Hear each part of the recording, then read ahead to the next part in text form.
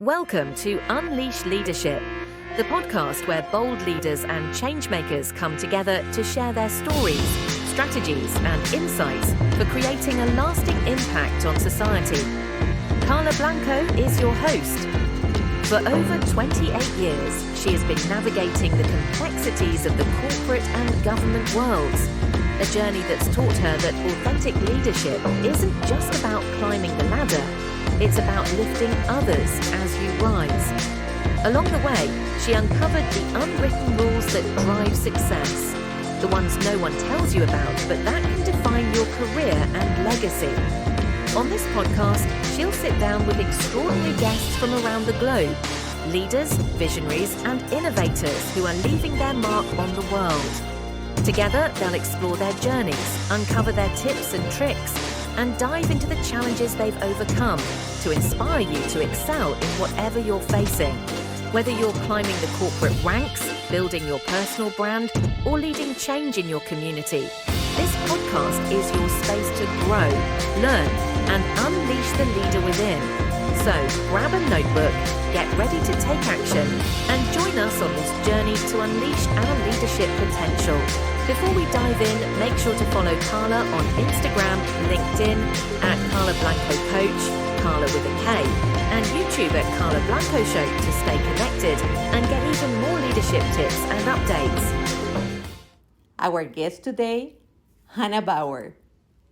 She is recognized as leading transformation strategist, ignites an evolution of organizational excellence. She teaches how to improve your organization's positive impact and how fulfill human potential and maximum profits can coexist. The result?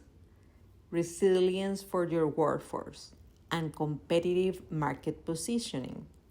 Her speaking training, coaching, and consulting objectives will bring awareness of the systems of your organizations for results-driven learning that speak to the heart of your organization. Welcome, Hannah. Welcome, Hannah, to Unleash Leadership. I'm so grateful to have you here today, and we are ready to dive into your story.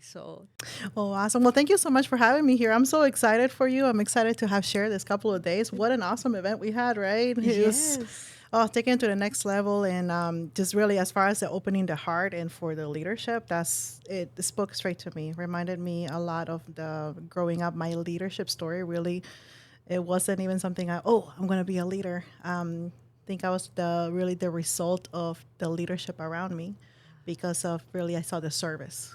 And when I learned first service and then understanding leadership from that is where everything evolved. My story came from a very severe heart disease since I was 4 years old. So it was something that happened, let's say, to me, right? It wasn't like, okay, I'm going to go sit out and try to do something. But in that, I saw the leadership and my mom and my parents and making courageous decisions to come here, to the United States, but really to come not only here, but when there was no cure in sight. Even when we got here to this country, I was used a lot for experimentation because there was no cure, there was no hope. But in that is where I got to see the physical side of leadership because I saw still the desire of everybody else around me serving and wanting the best for me and pushing themselves to come up with a solution that didn't exist yet. And that's where I really learned what leadership was. Many times now, later on, I become a business owner. I go back to that moment because as a business, running a business, when you have incomes that may not be coming in, right? Yes. The money, when you have people walking out the door, when you have products that need to be revamped, but then where do you put your money in and all this stuff? And sometimes situations look very hopeless. I always go back to that to really see, well, what is a courageous leadership? What can I do to best serve? And then not just that, but really get to the heart, because I know for me it's the vital part, but really learning that the heart of my business, the heart of the organizations, anywhere I've served, is the people. So I realized through all this that really, the better I became at serving the people, the ones that work with me, the better leader I became, and the better we were able to come with solutions for the marketplace. Oh, that's so awesome because they can connect also in the same way with your customers. So you are Absolutely. providing real solutions that customers need. Absolutely. I came from the publishing, educational publishing for about 17 years. And we were encountered in a similar situation with changing standards, changing technology, and budgets, because with the schools were hit bad in 2008, 2010. So basically, our market was disrupted. And we had no time to implement like change. So there was a lot of changes that needed to happen. And I realized that when I made a shift in the way that I looked at the asset and my people were the ones that came up with the solutions to be able to answer to the disruption in the business because they did listen to the customer. Just like you're saying, like if they could listen, if I listen to them, again, as a leader, the best thing we can do is listen to them, train them in that because they're the ones that are listening to the customer, and then us sit back and be able to collaborate with them to then be able to come up with solutions in the marketplace that served our people. I love that because there are many leaders that feel a lot of pressure thinking that as a leader you need to have all the responses.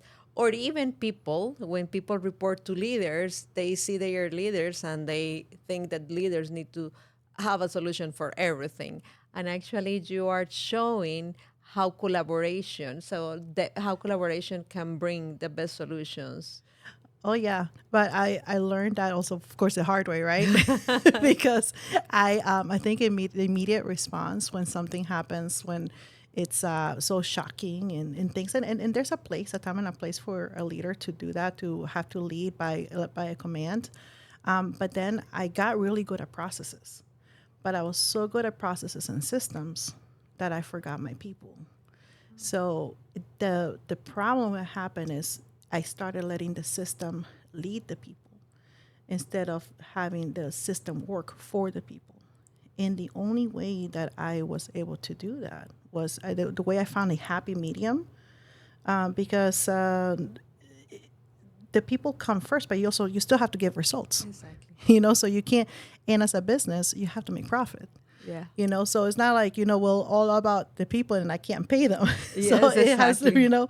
I have to be able to not only balance that, but make them leverage both to be able to create a maximum impact. Leadership allowed me to do that, but I learned the bad way, like the hard way, because my people were walking out the door. When the way I communicated with my people was through memos or through a new policy or through like starting today, in 2 weeks from now, this is the last time, or now implementing more ways, accountability, we call it sometimes, to keep control over things that seem to be out of our control. We hurt then really the entire process because we start hurting the mission of the company. So I did. The name of my company is called Heartnomics, and that's because it's called the economy of the heart. It's about love and excellence. It's love because we gotta love the people, right? Love it sustains the people. You gotta love what you do. You gotta be passionate. You gotta be passionate about your customers, your clients, your employees, but also you have to have excellence, where you have the processes, the systems, and the environments where you are failing together. Because we need failure. Failure is part of success because we need to innovate. That's what I learned when my market was disrupted in publishing. That's also what I was a product of with my heart disease, because I was the first one that ever had a heart ablation. The experiment that the doctors in looking for a cure, they had to innovate. And many times we confuse innovation with it has to be something new, never done. And it's not. It's utilizing what we have in a different way. In the case of my heart, ablation, for those of you who may not know what that is essentially it's a burning of the heart. In my case, they were burning heart paths, electrical paths. Now, burning as a technique has been used for thousands of years. It has been used, when they couldn't do surgery, they burn the skin to stop the bleeding, or they burn different places, to be able to prevent something from even getting infected. You burn. They just had not applied the burning to cure in the heart. Now that same surgery has saved over 3,000 children after me, but it was being innovative with that. That has to be safety in there. And I learned that going back from my childhood in my business, that I had to create that safe environment so that we could innovate and come up. What was the innovation at our time in publishing? We had this thing called ebooks that we were in the horizon. Go back to 2008, 2010. Yes. Yeah, like we didn't know what to do. It was like, what do you mean? Like, how do you deliver this? How do you protect your content? For publishing, we had to think of a new, different way, the same way that the music industry had to do it. When we stopped buying the CDs for the one song we wanted, we said, no, we just want to buy that one song. The music industry had to adapt. Yes. We as an industry had to adapt. But you can't adapt if you as a team don't feel safe and are able to be in sync with one another. And I learned that in leadership. I love it. And I love how you put in context the balance. Because also, if you are just pleasing the team, you are not letting grow. If you are coasting, you are not growing. So, and that balance of that collaboration and partnership of technology, systems, processes with our human qualities to create those solutions for your customers.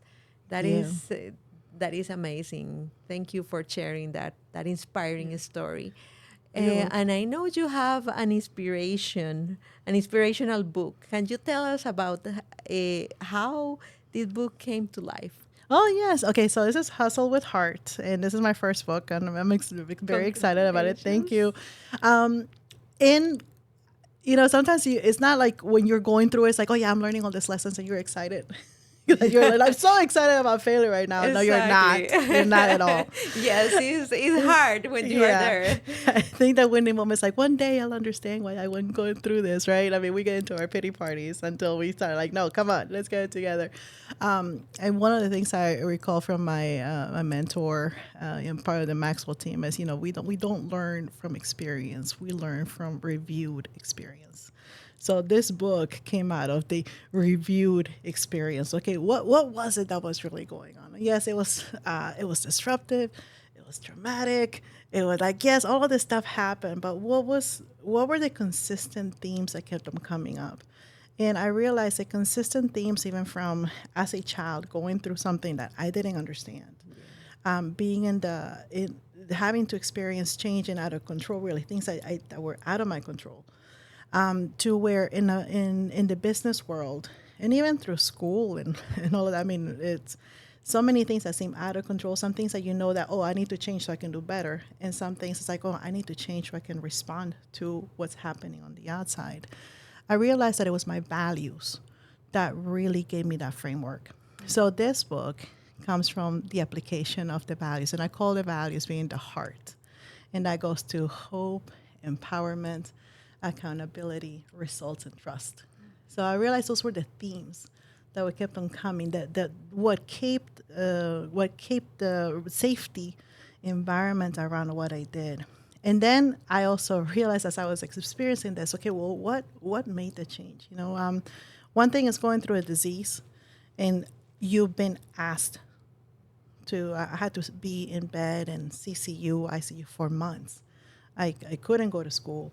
There were things that take for granted as a child that you can't do. So suddenly I got well. I was normal. It's like, okay, go live out your best life. Here you have everything. I didn't know how. I didn't know, in essence, how to be a human. That happened when I was 17. It's like, okay, So I'm trying to figure it out. And this is where really my beat program started coming on. The small little changes. So this is called mini shifts, 52 mini shifts. So the beat comes with the belief. And I understand understanding that, okay, the belief, I had to start believing. One thing is being told, oh, yeah, you can get up from bed now and you're not going to have an episode or a heart attack, because I've had heart attacks. I've had episodes where I couldn't get up from bed. So being told and having to, like, yes, you're able to actually believing that you can, is where the first B came from in my beat. And then I go in from beat as a beat, the belief, then the engage, because realizing, okay, I have to engage with my resources. I have to engage with what do I have. Then the act, I have to actually take a step. I have to take an action, take a breath, get outside, do whatever it takes, the small little acts. What one thing will help me get closer to where I want to be? And what is that transformation that I want to see? So the B and the T, basically the belief and the transformation, is always looking for that alignment. And I realized in my life, in whatever was happening, I was constantly looking for alignment. Where I know there's a change here, but what is the big picture? So small picture with big picture, and that's what the book's about: is finding that alignment, one little step at a time. 52 mini tips can be done in a sense of one a week, can be done one a day. It's at your own pace. Some people say, like, I would just want to do it one one a day. One Like, hour. 1 hour is like, no. But it's just minute. a little bit. Because to me, there have been many times in my life, even accomplishing a lot of things, where I was overwhelmed. It's like one more thing I had to do. It's like, I couldn't. I felt like I couldn't, or I believed that I couldn't. So, but if you told me, okay, just this one little thing, okay, I can do that. I can do that one little thing. So that was the first one. It's like, okay, I can do the one little thing.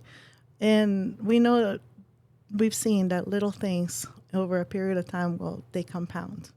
And then suddenly the ordinary then consistently becomes extraordinary. And that's what I've been able to live in my life. I've had incredible experiences. I've been very blessed, not only with business and being able to impact other people. I came here as an immigrant. I didn't know how to speak English. So although, you hear me speak English, I didn't know a single word in English when I came to the United States. And I wasn't allowed to go to school for many years because of my heart. Yeah. So no heart, no language. Somehow I actually graduated high school with AP classes, got into the university, became part of the Senate, the president of the Senate at Georgia State. But I wasn't allowed to learn constantly without oxygen in my brain. To later on in 2016, I was elected chair for the American Association of Publishers, K through 12. So I found myself leading the entire industry for educational publishing in the United States, a girl that couldn't learn, that didn't speak any English. Amazing. Yeah. You are a testament of your book, Yes. which is for me a guide of resilience. And actually, I just recalled a study from University of Chicago that they were studying during 12 years what people with resiliency usually do. And you mentioned all the steps which is having that positive horizon or hope, connecting with others is critical, and taking action. Yeah. So thank you for creating this guide for resilience, because life is tough and the world is really complex with pandemic, all different crises, health, economic crisis, hunger around the globe. There is a lot and can be heavy, but we need to strengthen our resilience. So I'm really excited to dive into the 52 bits Little bite size. bites Yeah. to strengthen my resilience. I really appreciate having you here with us, sharing your inspiring story, and Thank you. and really appreciate your footprint of resilience in the planet. But before we close, I would like to ask you, what unleash leadership means to you? Oh my goodness, I think that's twofold, right? Is internal unleash, going through beyond your beliefs, being embracing all of you and letting just live out life the way that God has created you to be, accepting of yourself and accepting of others. And also is unleashing others. I mean, we're talking leadership. We know you are what you reproduce, right? So in unleashing leadership is in really helping others unleash their leadership, because when they go further, I mean, that's the greatest reward as a leader, is to reproduce and produce other leaders. So it's letting others also learn. I'm still sometimes I guess sad and shocked that so many people don't see themselves as leaders. And it's honestly one of the greatest gifts. We all have that opportunity. We all lead ourselves. We lead families. Make decisions every day. So it's speaking to that. It's speaking life unto other people. It's unleashing them and letting them go further, way beyond than what we ourselves even can. I mean, it's being a stepping stool for somebody else as well.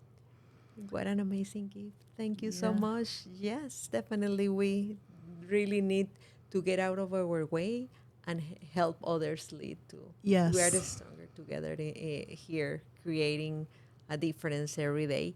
I would like you to share with the audience how they can connect with you. Absolutely. Well, you can connect with me at www.heartnomics.com, and that is heart, as in the heart, HEARTNOMICS.com. And you can find me on LinkedIn under Hannah Bauer. And so I'll be love to connect with you all. Thank you for joining us, and I will share the links with you so that you can connect with Hannah. Thank you. Yeah, you're welcome. Thanks for having me. Thank you.